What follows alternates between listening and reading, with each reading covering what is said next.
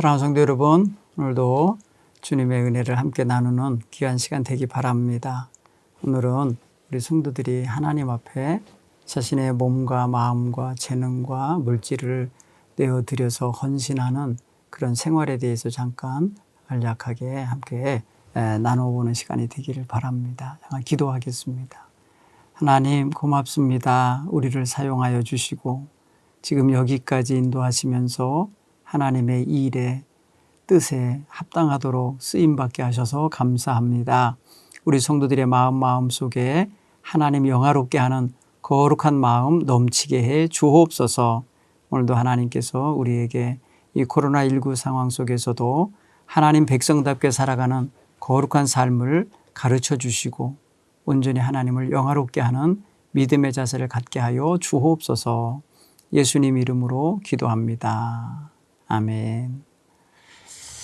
사랑하는 성도 여러분, 신앙생활 할 때에 우리가 가끔 보면은 우리의 생활 속에서 이런저런 연약한 것들이 드러날 때마다 하나님의 도우심으로 하나하나 우리가 채우면서 살아가고 있는데요. 특별히 우리는 하나님 앞에 어떻게 보답하며 살까 이런 생각을 또 하지 않을 수가 없어요. 그죠? 그런 면에 있어서 우리가 오늘은 하나님 앞에 우리의 마땅한 삶의 드림, 받침에 대한 이야기를 좀 함께 했으면 좋겠어요. 우리가 받는 거에는 익숙합니다. 우리가 받는 거에 익숙한데요. 좋죠. 받는 게 좋죠. 복을 받고 싶어요. 위로를 받고 싶어요. 또 하나님의 축복의 은총을 받고 싶어요. 그래서 늘 주옵소서라고 하는 간구의 기도가 양이 많아요. 이제 우리는 받으소서, 주여 받으소서, 영광 받으소서, 찬양 받으소서, 이 헌물을 받으소서, 나의 헌신을 받으소서 하는 그 하나님께 드림, 받침에 대한 이야기를 좀 함께 생각해 봐야겠어요. 구약 시대에는 하나님께 오늘날 같이 이렇게 많은 예배나 어떤 이런 기도의 시간을 갖지는 못했을 것 같아요.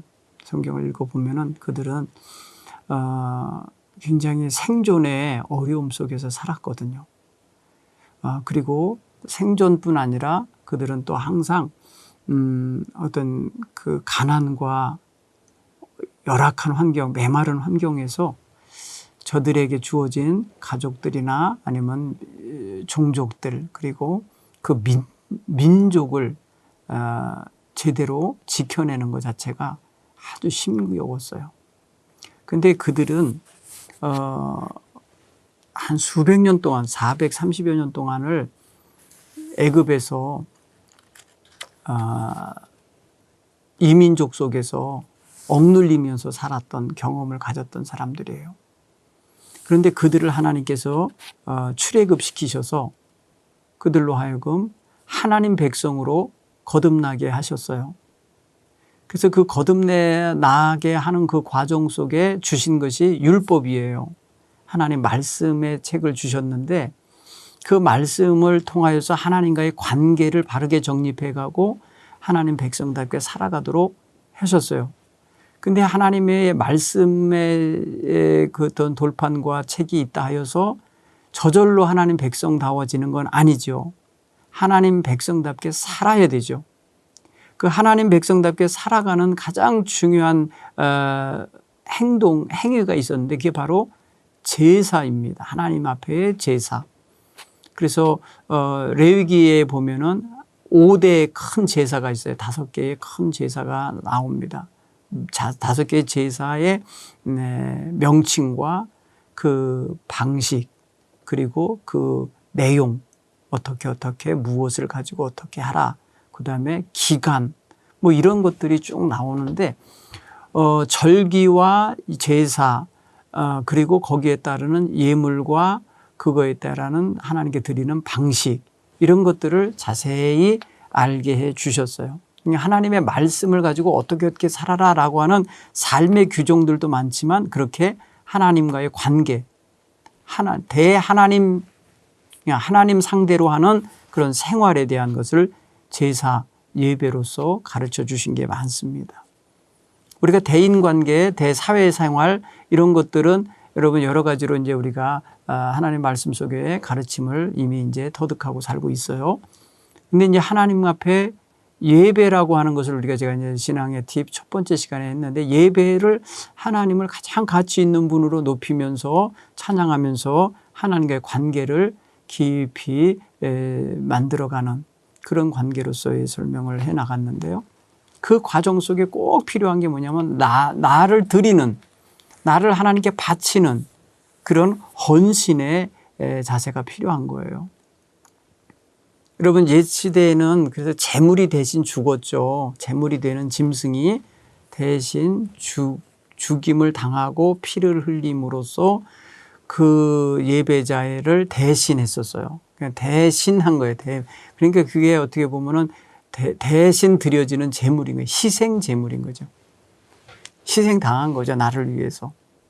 아마 오늘날도 그런 제사식의 하나님 섬김의 제도가 남았다면 아마 엄청날 거예요. 근데 그럴 수가 없어요. 아니, 예수님이 아예 그런 제사를 없앴어요. 완전히 자기의 몸 하나로 대신 완전한 제사를 드려주셨어요. 그래서 우리는 예수님의 그 완전한 헌신처럼 우리가 매 예배 시간마다 하나님 앞에 그런 자세를 갖고 섰으면 좋겠다. 그래서 헌신된 마음가짐과 자세를 가지고 예배하는 것이 중요하겠다라는 것입니다. 그래서 시간도 구별하고 마음 자세뿐 아니라 생활 어떤 그런 중심점도 하나님과의 관계를 정립하는 데 두고 사는 이런 생활이 기본이 되면 우리의 재능, 우리의 시간, 우리의 물질, 우리의 가정, 우리의 산업 모든 것들을 다 하나님 손에 맡기며 살아갈 수 있는 이러한 자세를 갖게 될 줄 믿습니다. 오늘 그래서 우리가 그런 자세를 가진 전제로 예배를 할 때에 우리가 우리를 어떻게 하나님께 바치고 우리를 어떻게 헌신하여 드리는지 생각해 보아야 됩니다. 형식적인 예배자, 형식적인 예배로 생각하는 사람은 전혀 그런 내용이 없을 거예요. 그런 마음가짐이 안 생길 거예요.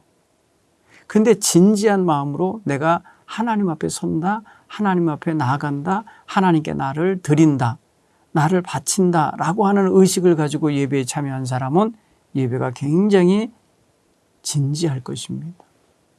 그리고 그 시간이 하나님께 집중하게 될 것입니다.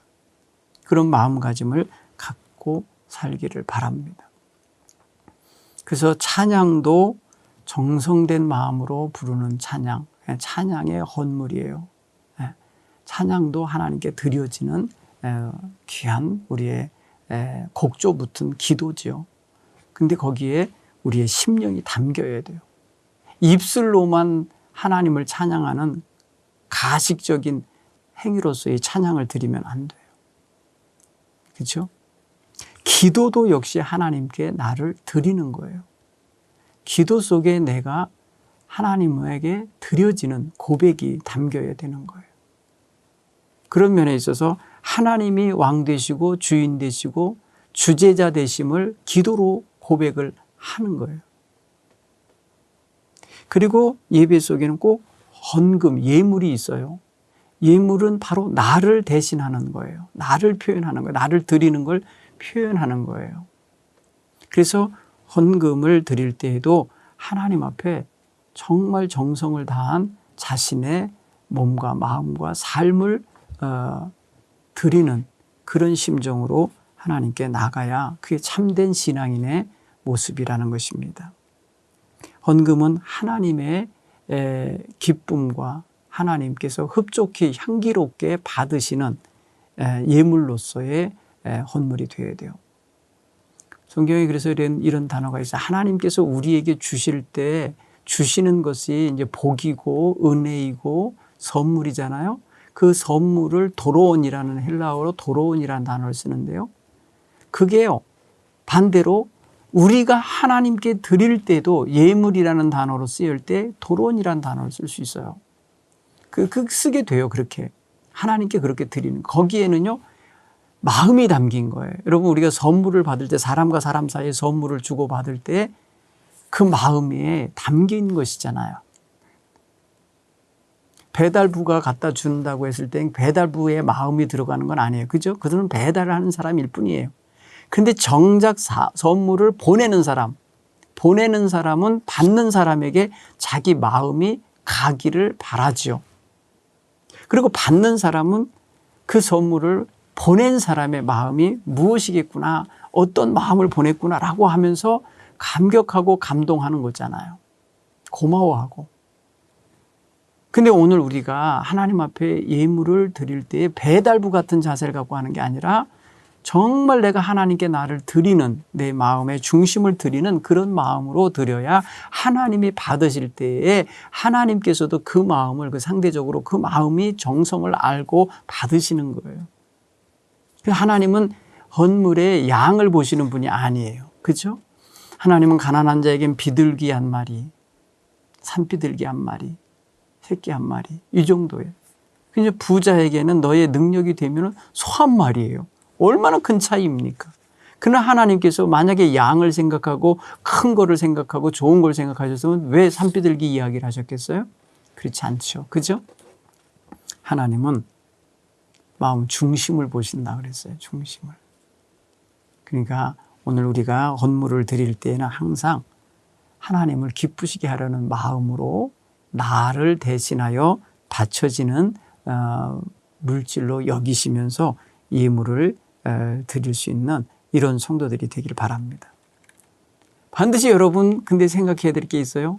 헌물을, 예물을 드리면서 그게 하나님의 은혜와 사랑을 살려고 하는, 매매하는 것처럼, 거래하는 것처럼 이런 태도를 가지면 안 돼요. 말 그대로 하나님께 바치는 거예요. 나를 바치는 거예요. 드리는 거예요. 내가 받은 바 은혜가 많아요. 지금까지 받은 바 은혜가 생명을 받았습니다. 건강을 받았습니다. 가족이라는 선물을 받았습니다. 여러 가지 재능을 받았습니다. 받은 바 은혜로 내가 지금 살고 있는데 거기에서 살면서 얻은 것을 가지고 하나님께 나를 받으세요 하고 표현하는 거거든요. 여러분 우리가 선물을 주고받을 때 선물은 지극히 그분의 가진 물질 중에 일부지 그게 그 사람 전체 재산을 보내주는 건 아니잖아요. 그런데 뭘 받아요? 그분 자신을 받아들이잖아요. 이 정성된 마음으로, 사랑의 마음으로 선물을 주셨구나 하며 고마워하면서 받는 거잖아요. 마찬가지로 우리가 우리의 재산 전부를 하나님께 내어드려야 헌물이 되는 게 아니라 거기에 있는 일부를 떼어서 하나님께 바치면서 자신의 마음을 거기에 담아서 온전히 하나님을 향한 사랑의 고백이요, 은혜에 대한 감사의 고백이요, 지금까지 복 주시고 인도하신 것에 대하여 하나님께 보답하는 거룩한 마음의 드림이 되어야 한다는 것입니다. 그래서 헌금을 여러분 금전적인 것, 어떤 그 액수로 계산하셔서 하는 것은 의미가 없어요. 여러분 몸과 마음을 다하여 드려도 모자라는 거잖아요. 우리의 생명을 드린다 하여도 그 은혜 모자란다 고백하잖아요. 그러므로 헌물을 드릴 때에는 바치는 마음으로, 자신을 정말 내어 드리는 마음으로 하나님 앞에 다가서는 그런 하나의 행위가 되기를 간절히 바랍니다. 하나님은 돈을 요구하시는 분이 아니에요. 하나님은 우리에게 정말 은혜와 사랑을 주기 원하시는 분이에요. 그 은혜와 사랑을 받은 이들이 하나님 앞에 감사합니다, 고맙습니다 하면서 이 표현을 하나님은 기쁘게 받으시는 거예요. 그러므로 정성된 마음이 필요한 거예요. 하나님을 사랑하는 마음, 하나님의 은혜에 감사하는 마음, 보답하기 원하고 채울 길 없고 그러니까 갚을 길 없는 그 은혜에 대한 고백이 담기기를 원해요. 하나님은 물론 그런 예물을 통해서 또 하나님의 교회가 교회의 역할을 감당하는 데 사용할 수 있도록 기회를 주시는 것이죠. 여러분 그런 면에 있어서 항상 마음에 헌금을 할 때마다 부담스러워하는 마음을 내려놓고 하나님을 기쁘시게 하고 싶은 고백적인 자세로 다가설 수 있게 되기를 바랍니다. 자기 수준에 맞는 감사, 자기의 처지와 여건에 합당한 그러한 정성이 하나님께 보여드린 게 바른 헌금 자세입니다. 그런 면에 있어서 인색한 마음이나 갈등하는 마음이나 원망하는 마음이나 부담스러워하는 마음은 다 사라져야 돼요. 감사와 기쁨과 또 하나님께 영광 돌리기 원하는 신앙적인 마음만이 넘쳐날 수 있게 되기를 바랍니다. 다윗 왕이 성전을 건축하고 싶어서 자기가 임금으로서 40여 년 재위하면서 얻은 재물이 많았어요. 전쟁을 했어서 전쟁하면은 나가서 얻는 노획물, 전리품이 있죠. 거기 보면 좋은 것들을 다 임금님에게 이렇게 바쳤다고요. 다윗은 그걸 하나도 쓰질 않았어요. 그리고 다 곳간에 모아놨다가 나중에 자기의 재산 전체를 다 하나님의 성전을 짓는데 내어드려요. 자기가 가진 것을 가장 의미 있게 쓰는 법을 그는 찾아낸 거예요. 죽기 전에. 그러면서 그렇게 내가 하고 있는데 이 하나님의 성전을 나의 성전이 아니라 우리 모든 백성들이 위한 성전이 됐으면 좋겠는데 너희들은 거기에 참여할 마음 없냐 이렇게 말했을 때 백성들이 참여를 합니다. 저도 거기에 참여하고 싶어요. 우리 하나님을 위한 예배 성전을 짓는 일에 저도 참여하고 싶어요 하면서 백성들이 많이 참여했어요. 그때에 다윗이 그 모습을 보면서 하나님께 이런 찬양을 드려요. 부와 귀가 주께로 말미암고 또 주는 만물의 주제가 되사 손에 권세와 능력이 있사오니 모든 사람을 크게 하심과 강하게 하심이 주의 손에 있나이다. 내 백성이 무엇이기에 이처럼 즐거운 마음으로 드릴 힘이 있었나이까. 모든 것이 주께로 말미암아 싸우니 우리가 주의 손에서 받은 것으로 주께 드렸을 뿐입니다. 이렇게 고백해요. 뭐라고 그래요? 하나님께로부터 받은 것을 하나님께 내어드렸다라고 표현해요. 그리고 이렇게 즐거운 마음으로 드릴 수 있게 해주셔서 너무 감사하다고 찬양하는 거예요. 저는 우리 성도들이 바치는 예물을 위해서 하나님께 축복기도 할 때마다 이런 마음이 들어요. 하나님 얼마나 어렵고 힘들 때 저런 상황 속에서도 이런 예물을 드렸네요 하면서 하나님께 속으로 아뢰는 또 하나의 기도가 있습니다. 사랑하는 성도 여러분, 우리는 그런 면에 있어서 예전 시대처럼 뭐 번제물이나 화목제물, 속죄제물, 속건제물, 소제물 뭐 이렇게 다 뭐랄까요, 좀 물질로 실제로 정말 소로 양으로 뭐 염소로 이렇게 갖다 드리고 곡식으로 드리고 하던 이런 시제는 아니지만은 우리의 상황에 따라서 때로는 비둘기 같이, 때로는 조그만 곡식 알갱이 같이, 때로는 염소나 양, 어린 양 같이 이런 어떤 마음의 정성이 담긴 예물을 드린다 생각하시고 참여하시면 되겠습니다. 우리가 예물을 통해서 할 수 있는 것 중에 참 좋은 일이 뭐가 있냐면요, 선교하고 구제하는 일입니다. 사도 바울이 복음을 전하면서 고린도 교회에게 보낸 편지의 한 구절을 제가 읽어 드릴게요. 이렇게 읽었습니다. 고린도 후서 8장에 형제들아, 하나님께서 마게도냐 교회들에게 주신 은혜를 우리가 너희에게 알리노니 환난의 많은 시련 가운데에서 그들의 넘치는 기쁨과 극심한 가난이 그들의 풍성한 연보를 넘치도록 하게 하였느니라. 내가 증언하노니 그들이 힘대로 할 뿐 아니라 힘이 지나도록 자원하여 이 은혜와 성도 섬기는 일에 참여함에 대하여 우리에게 간절히 구하니 우리가 바라던 것뿐 아니라 그들이 먼저 자신을 주께 드리고 또 하나님의 뜻을 따라 우리에게 주었도다. 이렇게 표현했어요.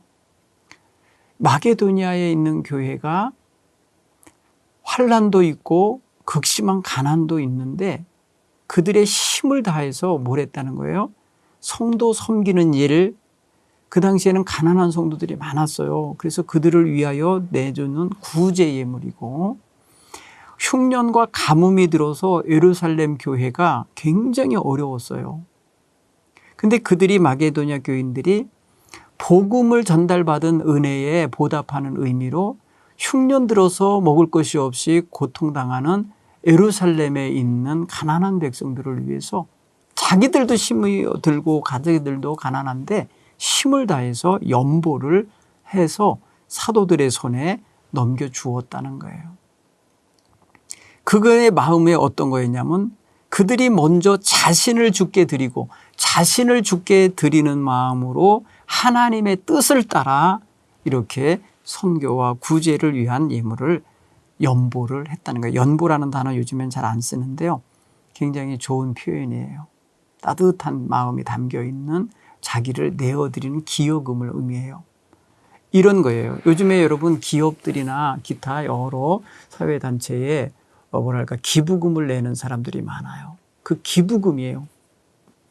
이게 하나님이 받으시는 거예요, 다. 그들이 예배당에 드리질 않았을 뿐이죠. 그 거룩한 일, 하나님의 일, 하나님이 소중히 여기시는 일에 기부하는 거예요.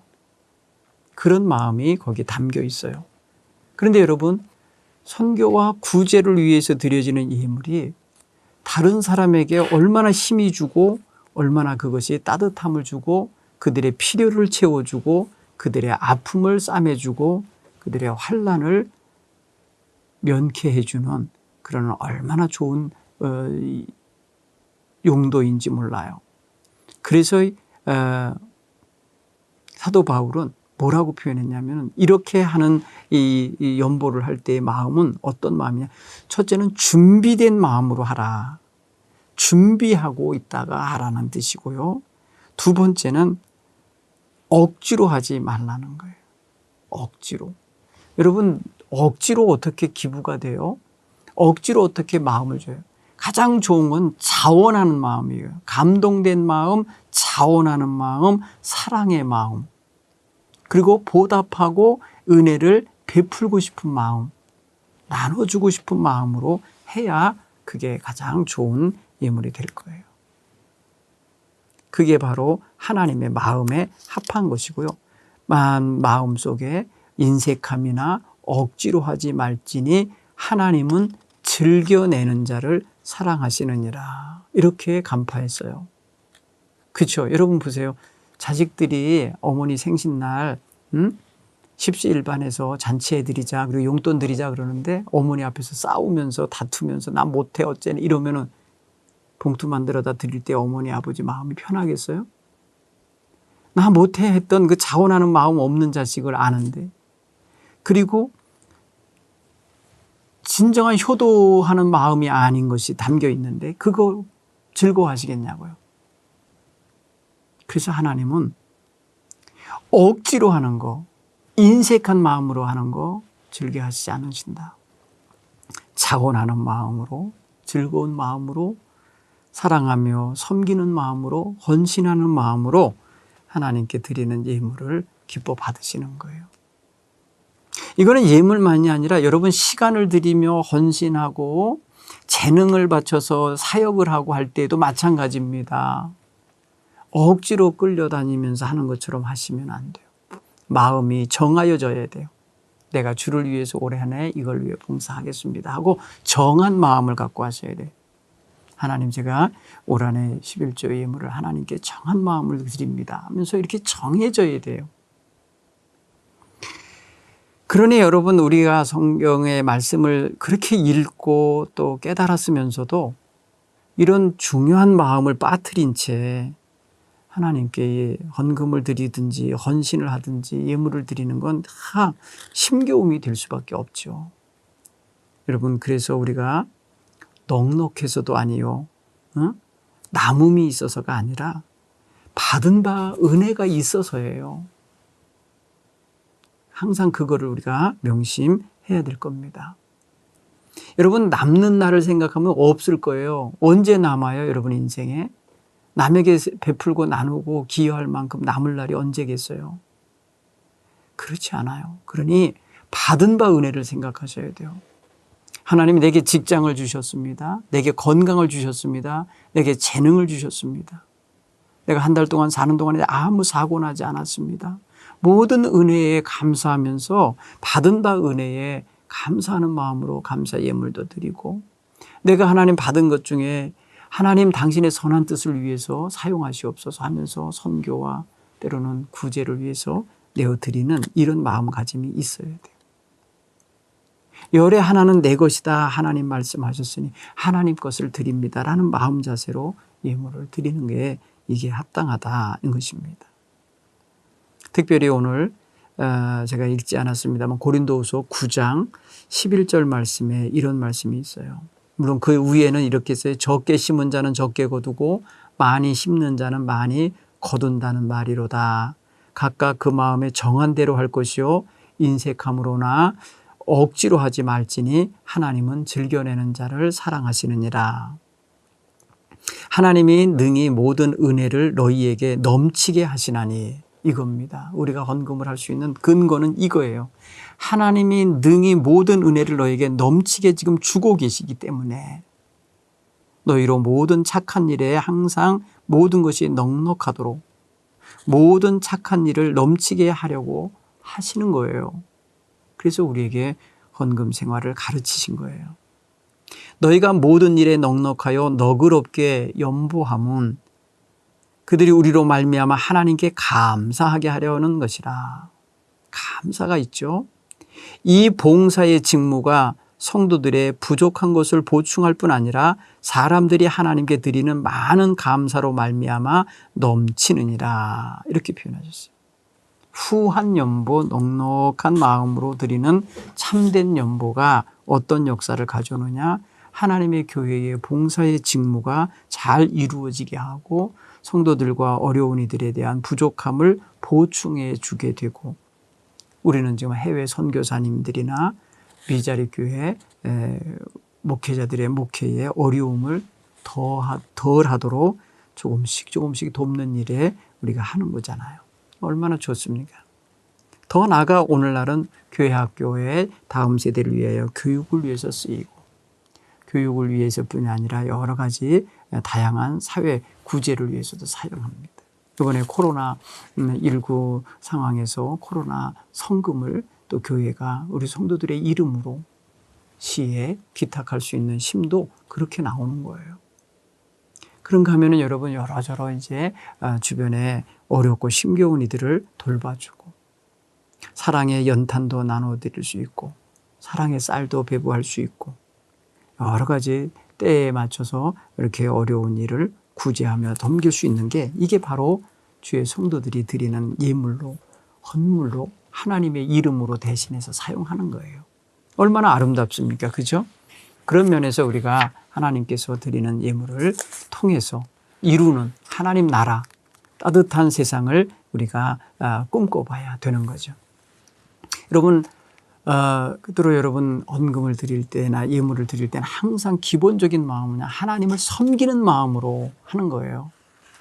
하나님을 섬기는 마음이 전제가 되지 않으면 이게 어렵습니다.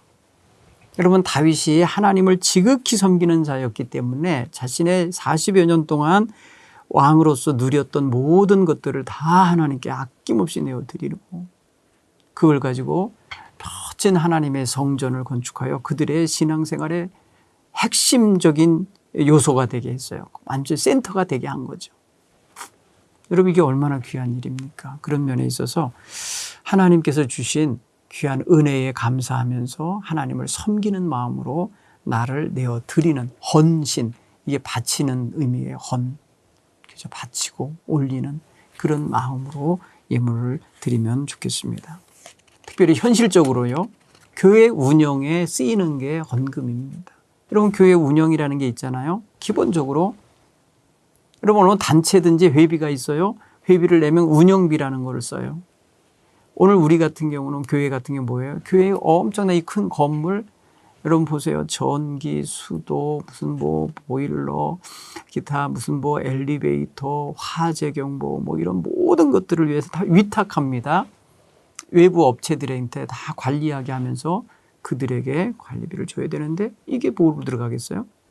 국가에서 뭘 주나요? 아니잖아요. 다 성도들이 드리는 헌금으로 예배하는 거예요. 여러분 주일날 예배당에 오면 따뜻하게 난방 틀어놓고 여러분 그러면 그게 다 그 전기세 같은 게 다 뭘로 나가겠어요? 바로 여러분들이 드리는 헌금으로 나가는 거예요. 주일날 와서 밥을 먹거나 뭐를 나누면 다 뭘로 하겠어요? 다 여러분 헌금으로 그렇게 돌려 쓰는 것이죠. 그런가 하면 여러분 감리교회는요.